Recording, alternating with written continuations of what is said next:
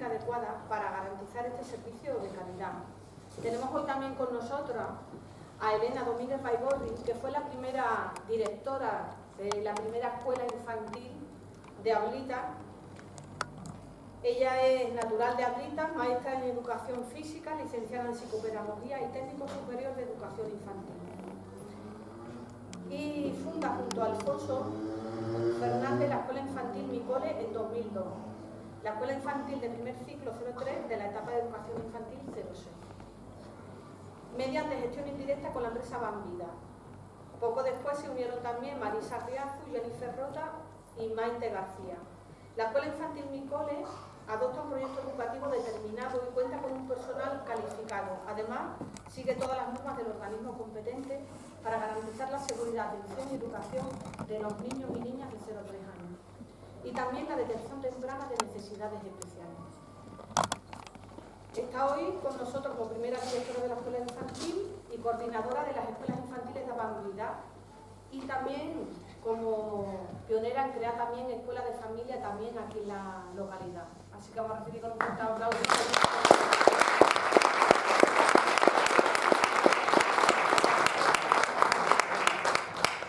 Buenas tardes a todas. Quería agradecer a Fernanda que me invitara. Cuando me llegó su WhatsApp me quedé un poco descolocada porque ya llevo años desconectada de mi cole. Pero bueno, ahora veo aquí gente que digo, madre mía, que sí que ha habido recorrido.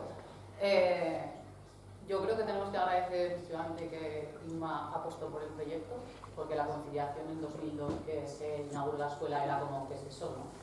¿Qué es esto de la conciliación? Pues fue muy importante que el ayuntamiento apostara por ello. Hubo ayuntamientos que renunciaron al proyecto. Y fue muy importante para que la mujer se pudiera incorporar de forma más tranquila, con una conciencia más tranquila al mundo laboral, ¿no? Entonces, bueno, yo exactamente contacto una empresa conmigo, hicimos el proyecto educativo y ganamos, nos presentamos, estuve con algunos inicialmente, con Ana, que estuvo desde el principio también, que tengo de personas aquí que han colaborado en el proyecto, y estuve trabajando, se inauguró en octubre de 2002 y estuve trabajando hasta 2014 como directora, 12 años, 2016, acabó mi tiempo en la escuela infantil y me marché. Durante ese tiempo, cuando Fernanda decía, me pasó como a Mariti, que cuando has hablado, digo, ¿tuviste dificultades tal? Pues bueno, sí, fue dificultades porque yo acababa justo de estudiar, no tenía ninguna experiencia profesional, entraba en un campo que, bueno, sí te has formado, pero no tienes experiencia. Entonces, fue dificultad, no, fue un reto. Para mí fue un reto empezar a trabajar. Me apoyé de un equipo muy bueno, Ana formó parte de ese equipo en su rol muy bien, me apoyó muchísimo, pero sobre todo una persona que no ha podido venir, que es Marisa, que todavía continúa vinculada, fue una persona que me apoyó mucho para trabajar ahí. ¿Por qué? Porque ella tenía una experiencia, era una persona mayor que yo, tenía una experiencia en el 03 y su trabajo yo siempre se lo he agradecido y fue pues muy bueno. Porque éramos gente que estábamos formadas, de joven como Alfonso como yo, pero Marisa aportaba la experiencia, Ana en su forma también, porque también era más mayor que nosotros, y teníamos muchas ganas de trabajar y de hacer las cosas bien. Pero ahí surgió el reto, que no veo ahí la esperanza. ¿Cuál fue nuestro reto? Pasar de ser una guardería a ser una escuela infantil, que ese paradigma estaba cambiando. Porque ¿qué pasaba? Los niños podían estar todas las horas del mundo allí, llegar a cualquier hora, en su momento, ¿no? Que eran otros tiempos. Aquí, ¿cuál fue nuestro reto? Decir, a ver, hay que ir a trabajar, hay que conciliar. Es cierto que hay que dar ese servicio, pero vamos a ver, aquí hay unas criaturas que hay que cuidar y hay que cuidarlas de una determinada manera, de la mejor manera posible. Y había en momentos que hacer, ya utiliza la palabra, pero había que hacer frente al ayuntamiento en su momento, a las familias, a decir, cuidado, no pueden estar tantas horas, estos horarios no responden a los ritmos que necesitan, hay que hacerlo de una determinada manera para hacerlo bien. Eso sí fue un reto para mí, por ejemplo, ¿no? O sea, pues porque era necesario poner la mirada en los niños y las niñas, ¿vale? Que a veces no se ponía. Pero claro, había que trabajar o había que... Entonces, eso fue un reto para nosotros. Y luego, por ejemplo, lo que tú dices de la escuela de familias, claro, en 12 años llegamos a crear una escuela de familias. Para ello yo me apoyé muchísimo en la empresa para la que trabajé, porque llegamos a tener muchísimas escuelas, entre ellas Fernanda trabajó en una de ellas, que fue Peralta, pero yo fui coordinadora. La empresa tenía escuela en Ocoyen, en Cizur Menor, en Sarriguren, en Valle de Hues, en Peralta, en Los Arcos. Eso implicaba que había muchas directoras centradas en ese trabajo que permitía compartir buenas prácticas, compartir mejoras y impulsaba, porque esto era una escuela pequeña, pero el trabajo de más gente, ¿no? De 9, 10 escuelas de un área tan grande dentro de una empresa permitía hacer muchas cosas y hacerlas en menos tiempo, porque compartes las buenas prácticas y el saber hacer y entonces avanzas mejor. Participamos en el plan de igualdad. Tengo por ahí maestras que eran maestras, después pasaron a ser abuelas en la escuela. Compartí con una alcaldía y madres, muchas madres como Laura, que también pertenecieron a la escuela. Entonces, era una escuela que nuestro objetivo estaba en que no fuera solamente un sitio donde los niños estuvieran cuando los padres y las madres tenían que trabajar y las abuelas no los podían tener, porque luego las abuelas llegaron a ser trabajadoras. Porque al principio, yo me acuerdo en 2002, había muchas abuelas a recoger, pero luego desaparecían, porque también eran personas en activo. Entonces, nuestro reto fue también pertenecer a la comunidad. Queríamos que la escuela perteneciera a la comunidad a través del plan de igualdad, a través de actividades con los hermanos mayores que se marchaban y volvían. Pues queríamos pertenecer a la comunidad y que la comunidad integrara la escuela infantil dentro del pueblo y que se conociera. Y se llegó a valorar, yo creo, tanto el trabajo que se hacía, las buenas relaciones que se crearon, que en 2008, cuando llegó la crisis y muchas mamás dejaron de trabajar, seguían trayendo a sus niños a la escuela infantil porque valoraban el trabajo que se hacía. Y eso para nosotros fue algo importante, ¿vale? Porque ya no se concebía solamente como un servicio donde guardar, custodiar, apartar o tener a mi hijo mientras trabajo. Se valoraba ese paradigma educativo que nos costó cambiar, ¿no? Un poco. Que lo hacíais exactamente lo mejor que podíais, pero ese paradigma costó cambiarlo y yo lo recuerdo como un reto, ¿no? Pues querer traerlo a cualquier hora, querer llevártelo a cualquier hora, si está durmiendo lo despiertas, si los otros duermen, oye, que es el mío, que me lo llevo. Ese tipo de cosas, ¿no? Un poco. Y bueno, intentar acompañar a las familias en ese proceso de crianza, que yo estoy ahora en él y madre mía, que complica. De verdad, me acuerdo de tu hermana Macu que me dijo, ya verás cómo tú seas madre. Me acuerdo, hay cosas así que te quedan en la retina y uno es eso me dijo Macu cuando traía a Darío, que fue la primera generación que salió de ahí. Dijo, cuando seas madre comprenderás muchas cosas que estás viendo ahora, porque yo era muy joven también en aquel momento. Y eso que yo siempre he partido de la base de que todo el mundo, como padre, como madre, como abuela, como abuelo, como educadora, lo hace lo mejor que sabe y puede. Nadie lo hace mal porque quiere, yo, O sea, todo el mundo lo hacemos lo mejor que podemos y sabemos, ¿no?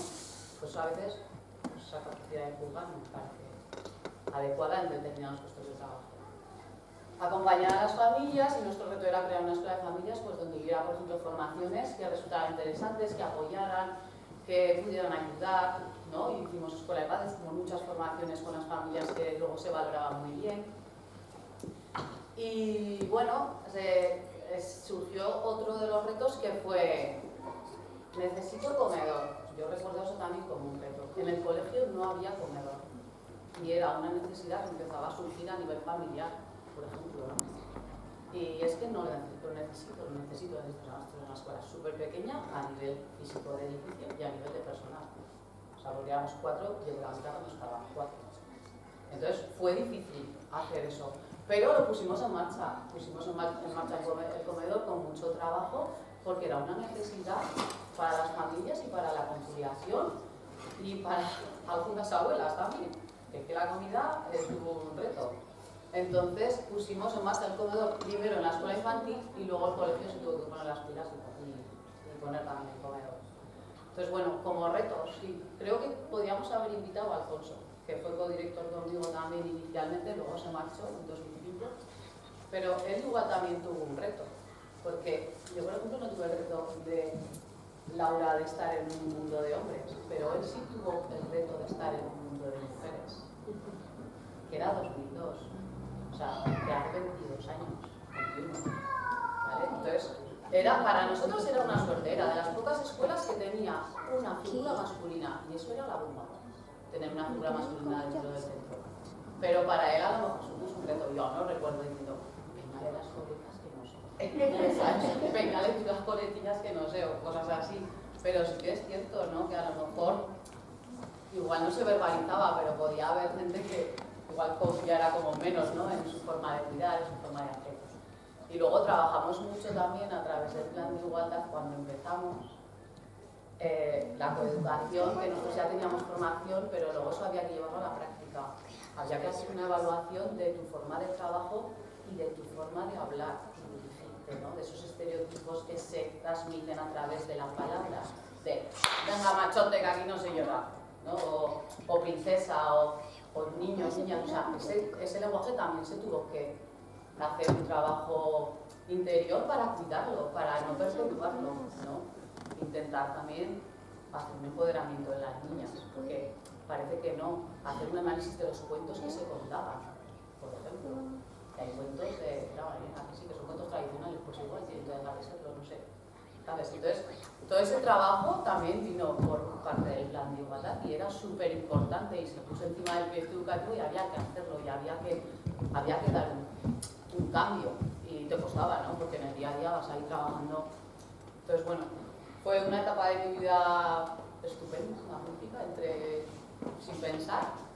Fue un proyecto profesional, pero también un proyecto personal, al que dediqué mucho trabajo y estoy súper orgullosa. Tuvo que acabar, acabó, pero le agradezco a Fernanda que me haya hecho volver a rememorarlo y me apeteció compartirlo con vosotras. Fue muy bonito y creo que hay que seguir trabajando y hay que hacerlo bien. Y es importante que se exija hacerlo bien. O sea, no hay que mirar a otro lado, hay que hacerlo bien.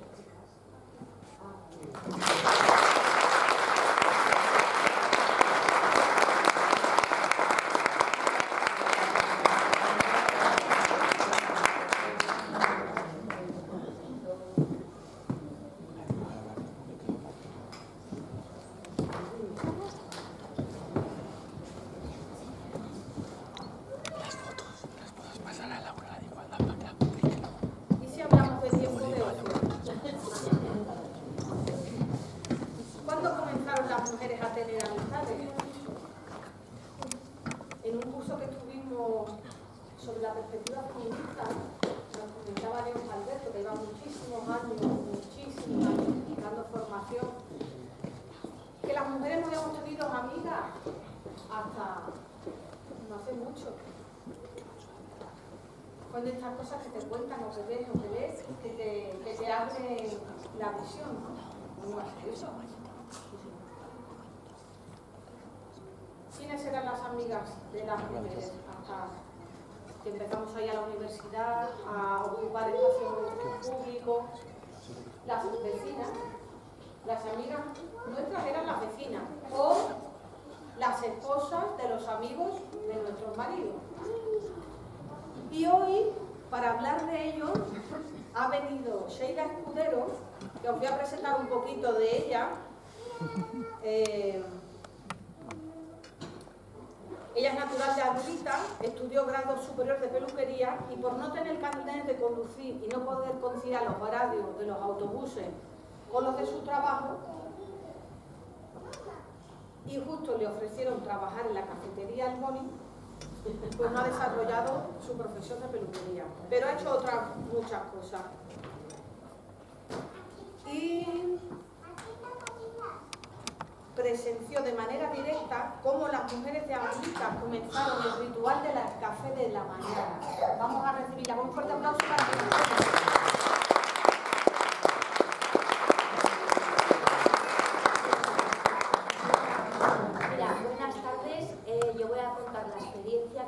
laboral en el año 2004, la mujer de Ablitas, cuando empezó a tomar el café con las amigas.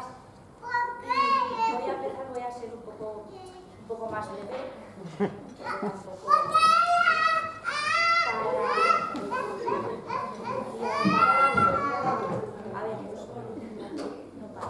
Para el año 2004 empecé a trabajar en la cafetería panadería de Boni. Durante los 12 años que estuve trabajando, me di cuenta el cambio que hubo en el ocio de las mujeres, nosotras, todas. Al principio solo venían a comprar, muy pocas se quedaban a tomar un café por el qué dirán. Poco a poco eran más las que decidían quedarse a tomar el café, sentadas alrededor de la mesa, pero siempre con el miedo del qué dirán, por ciertos comentarios dichos por algún hombres.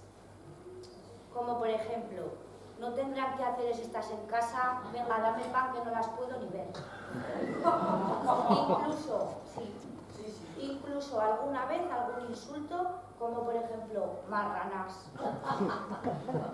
Las valientes que se quedaban haciendo caso omiso dieron pie a que fueran más las que decidieron quedarse. Y así llegar al punto de que la mujer se equipara al hombre en el uso de su tiempo libre. Entonces ya nos daba un poco igual ir al café de las 10 que de las 2 y estar en la cafetería a la hora que nos diera la gana. Y fue cuando nos pusimos el mundo por montera y nos íbamos al bar sin miedo al que dirán. Esta es mi experiencia que yo tuve durante 12 años.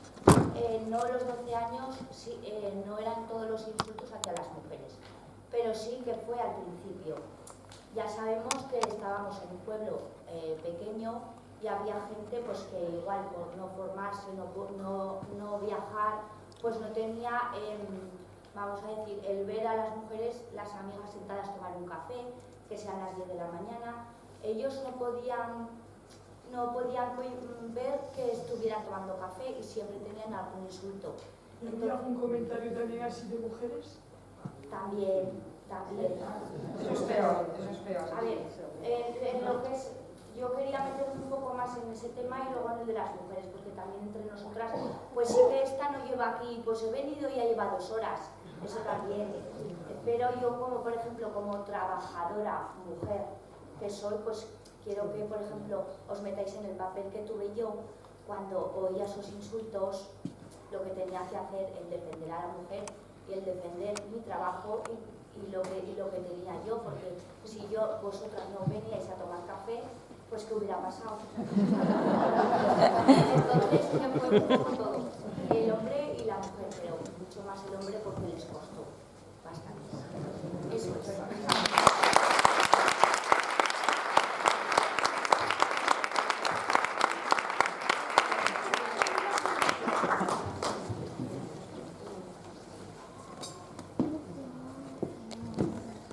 Tenía otro vídeo, pero vamos a continuar porque si no nos pasamos de tiempo. Otro de los cuidados que son atendidos mayoritariamente por mujeres es el de las personas mayores.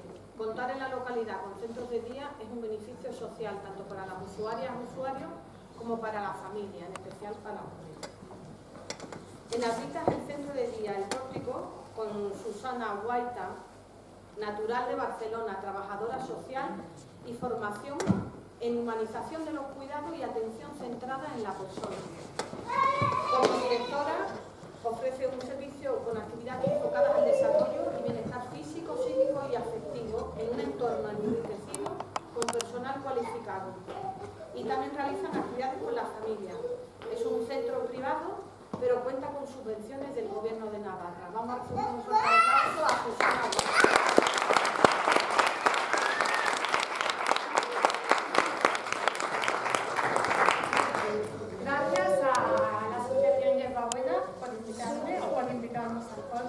Y yo en representación.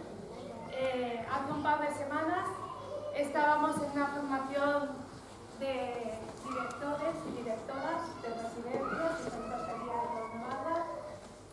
Éramos como 15 personas, 13 mujeres y 2 hombres.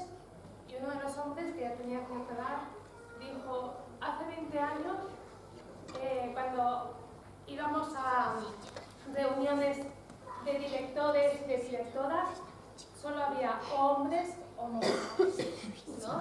Entonces, yo pensé, bueno, yo hace 20 años no dirigía, pero sí trabajaba en una residencia.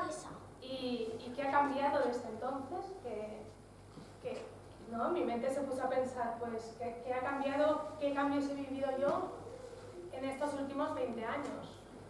Y hemos vivido muchísimos cambios. Hace 20 años las personas que se dedicaban al cuidado directo no tenían una profesionalización. Eran personas que iban sin ninguna preparación, nadie las preparaba para realizar esa tarea.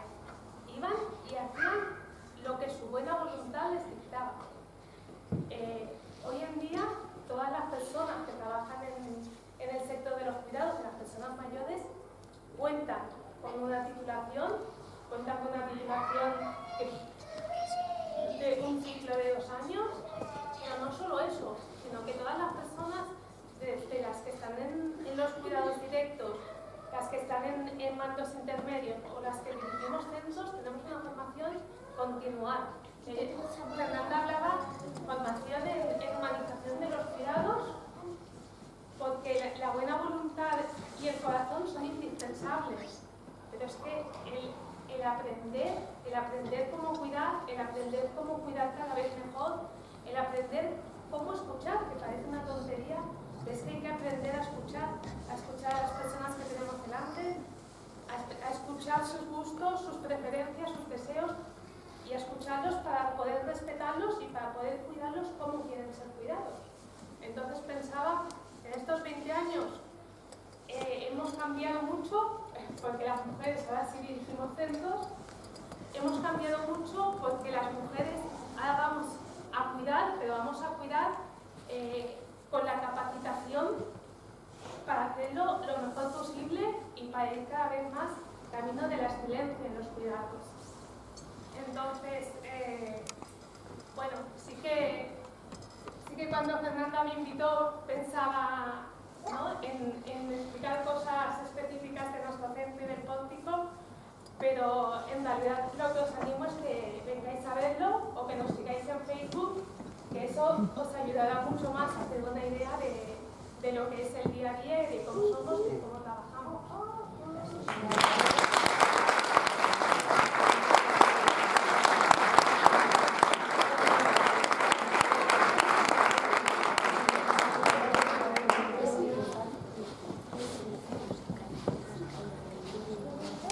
Las empresas, instituciones y el mundo en general están desaprovechando actualmente el talento femenino que hay en cualquier ámbito.